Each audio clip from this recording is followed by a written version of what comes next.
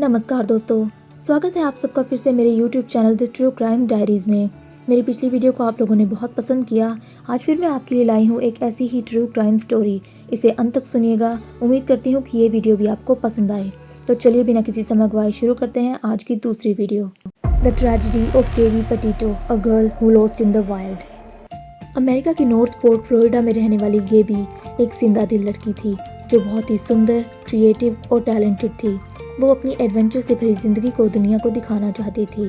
कहीं ना कहीं वो इसमें सक्सेसफुल भी हो जाती जब उस ट्रेजेडी ने उसके दरवाजे पर दस्तक दी, जिसकी उसने कभी कल्पना भी नहीं की थी। ये वो विजन था जिसे कोई देखकर भी अनदेखा नहीं कर पाया।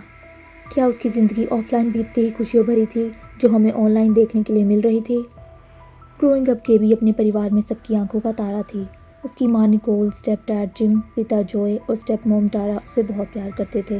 वह अपने परिवार के साथ बीचेस पर घूमती, रोड ट्रिप पर जाती, एडवेंचर करती और सनराइज़ देखती। यह सब उसके परिवार में बहुत कॉमन था।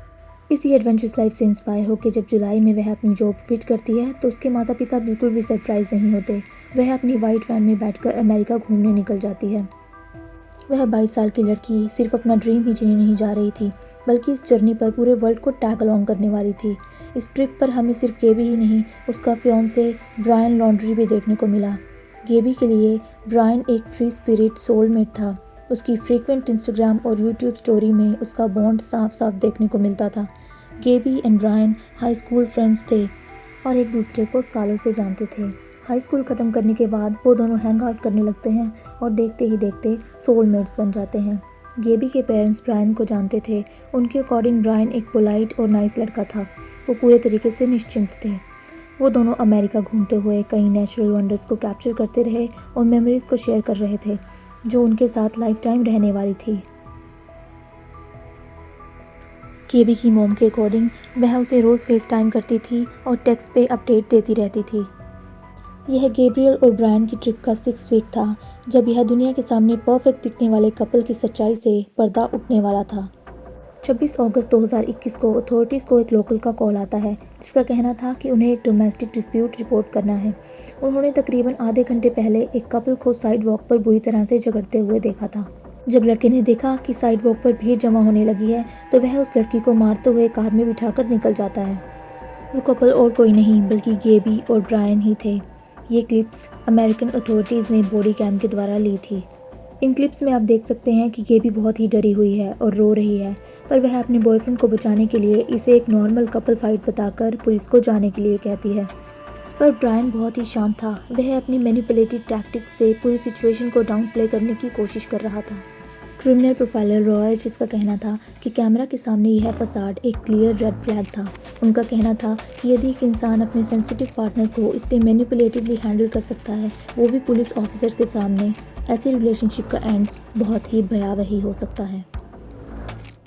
सरप्राइजिंगली ऑफिसर्स को ब्रायन ही विक्टिम लगता है। उनके अकॉर्डिंग ये कपल में होने वाली छोटी मोटी स्लैप फाइट थी, पर क्योंकि अब्यूज़ हुई थी तो वो उन दोनों को अगली रात के लिए सेपरेट रहने का फैसला करते हैं। पर यह सब यहीं नहीं रुका। 27 अगस्त को अगली सुबह जब गेबी व्योमिंग्स पहुंची तो यहाँ उसका ब्रेकिंग पॉइंट था। वहीं साथ में ही एक मैक्सिकन रेस्टोरेंट में लंच कर रहे एक कपल ने उसे नोटिस तब किया जब वह बहुत ही डिप्रेसिंगली रो रही थी और ब्रायन के फेस पर ऑब्वियसली एंग्री रिएक्शंस थे। गेबी होस्टेस से ब्रायन के बिहेवियर के लिए माफ़ी मांग रही थी और उस कपल के लिए बहुत ही ओवरवेलमिंग सिचुएशन थी। और यही आखिरी बार था जब गेबी को जिंदा देखा गया था। इस घटना के 4-5 दिन बाद जब गेबी ने अपनी मदर की टेक्सटिंग का रिस्पांस देना बंद कर दिया तब उन्हें चिंता होने लगी। वह उसकी सोशल मीडिया चेक करती पर उस पर भी कोई एक्टिविटी नहीं थी।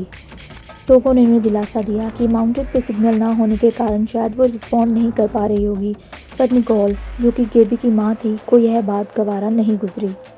इस घटना के 11 दिन बाद इस साइलेंस को काटती हुई वह घंटी बजी जिसने निकोल से उसकी बेटी को हमेशा के लिए अलग कर दिया।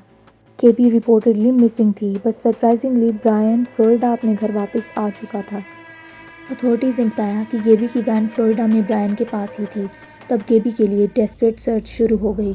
अपेरेंटली ब्रायन ही वो इंसान था जिसने गेबी को आखिरी बार देखा था, पर ताज्जुब की बात तो ये थी कि पुलिस के साथ कोऑपरेट करने की बजाय ब्रायन की फैमिली एक लॉयर हायर कर लेती है ताकि उनके बेटे को पुलिस के द्वारा प्रताड़ित ना किया जाए।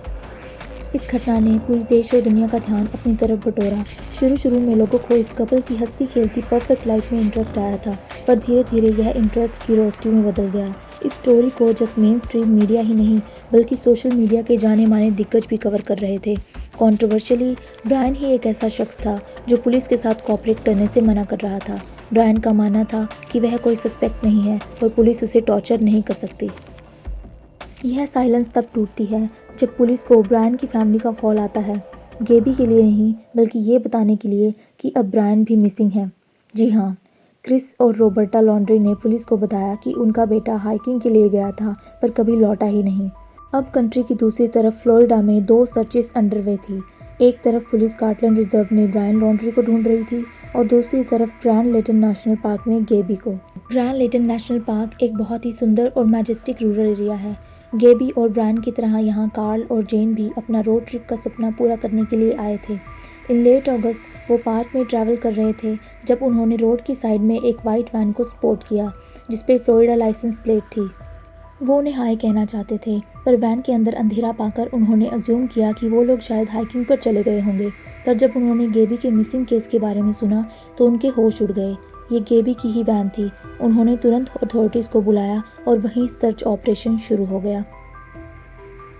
और 19 सितंबर 2021 को वो दिन आया जब वैन के 300 मीटर दूर पुलिस को कुछ ह्यूमन रिमेन्स मिले। अथॉरिटीज़ ने जब रिसर्च किया तो पता चला कि वह रिमेन्स गैब्रियल के ही थे। गेबी के स्टेप फादर जिम कैप्टन रह चुके थे और फायर डिपार्टमेंट में एक्स चीफ भी रह चुके थे।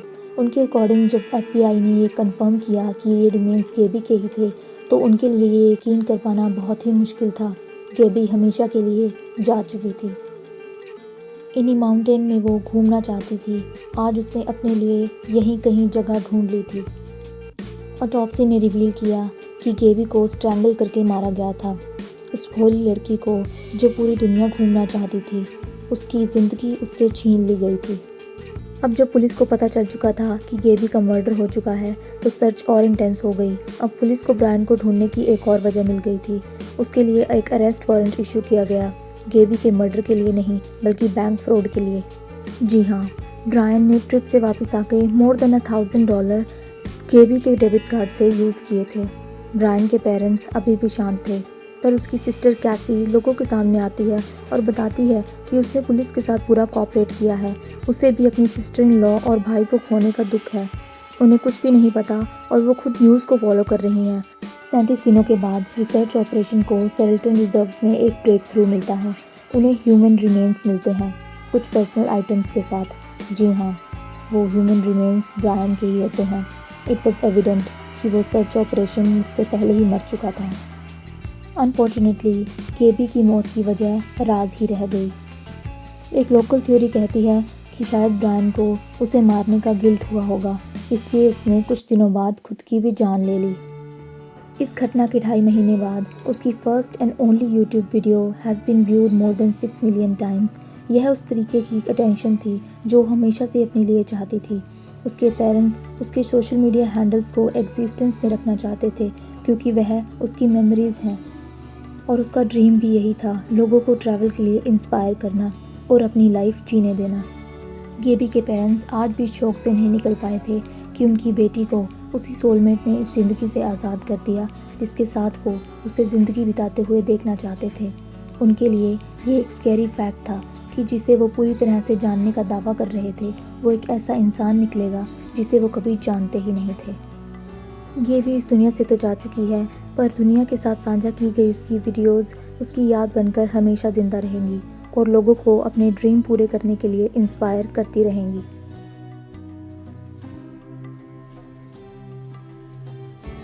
दोस्तों, इस वीडियो में मैंने कुछ ऐसी क्लिप्स डालने की कोशिश की थी जो पुलिस के बॉडी कैम के द्वारा पब्लिक डोमेन में डाली गई थी, बट उन्हें ऑलरेडी अदर चैनल्स के द्वारा क्लेम किया जा चुका है। उम्मीद करती हूँ कि मैं इस घटना को एक्यूरेटली नरेट करने में सक्सेसफुल हो पाई हूँ और आपको ये वीडियो पसंद आई हो।